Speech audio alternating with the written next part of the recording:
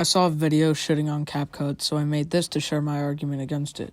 The video I saw is by this creator. I'm not gonna try and say the name. And in the video, he said a bunch of things that I listed in my notes app. First is ads. He complains about the amount of ads there are, which I'm not bothered by that much. But he says, once I'm done editing, it's time to export. Oh, I gotta watch an ad to export. Oh, I actually gotta watch 2 ads to export. Why do I have to click the button twice for it to close the ad? I've never really had much of a problem with ads. Even when making this video, I didn't really have a problem with it. And I use my phone for CapCut. But I'll give him the sympathy because he has to go through all those ads. The next problem he says is the paywall CapCut has with CapCut Pro. CapCut Pro is a subscription that you can pay to get more stuff for your video, like transition and other things. But creator probably edits on PC, so he says, now, I'm all for companies having pro features and ads. You gotta make them back somehow, but CapCut took it to a whole new level, because literally everything requires CapCut Pro. I am not even exaggerating. It's downright unusable now. Peep this. I open the app, ad. Any and all good features like animations or effects are locked behind a paywall. So my edit is gonna look basic as hell. It's even worse on PC. I can't even do basic stuff like extract the audio from another video. I can extract the audio from other videos because I'm on mobile, which sucks for PC users. But not everything is behind a paywall. If you say everything, that means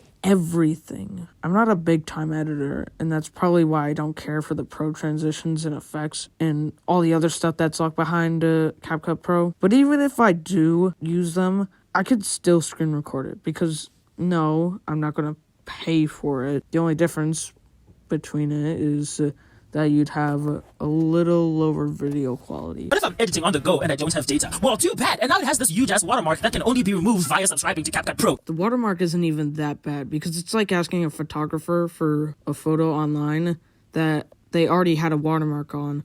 So you can use it for your wallpaper or something like that, and then getting annoyed when the watermark is still there. The point of a watermark is to let people know that X was made with Y, and in this case, to let people know that the video was made with CapCut. The end sequence, where the little CapCut thing pops up, is always removed by whoever's making the video, so the watermark shouldn't be a big problem.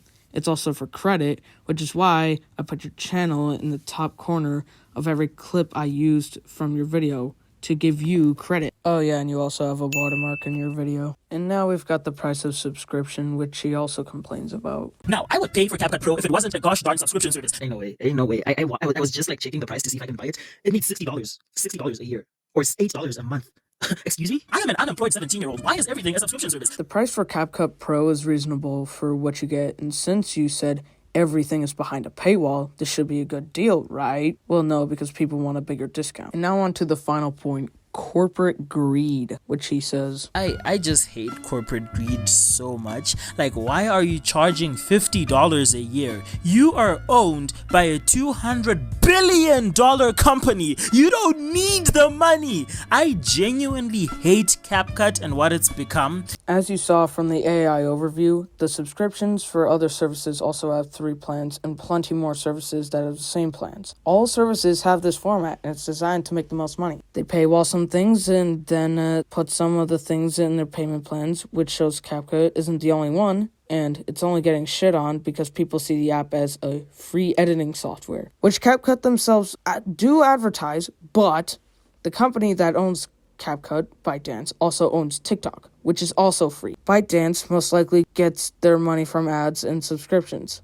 Do you see a subscription on TikTok? No, but they get more money by putting a subscription in CapCut, which millions of people use, by the way.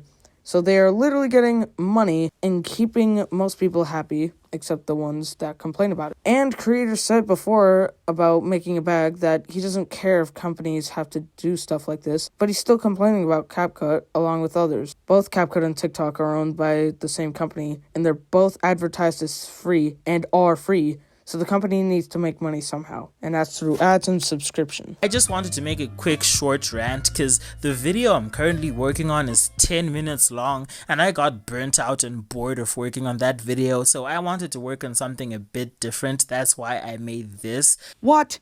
You made that video because you wanted to do something else?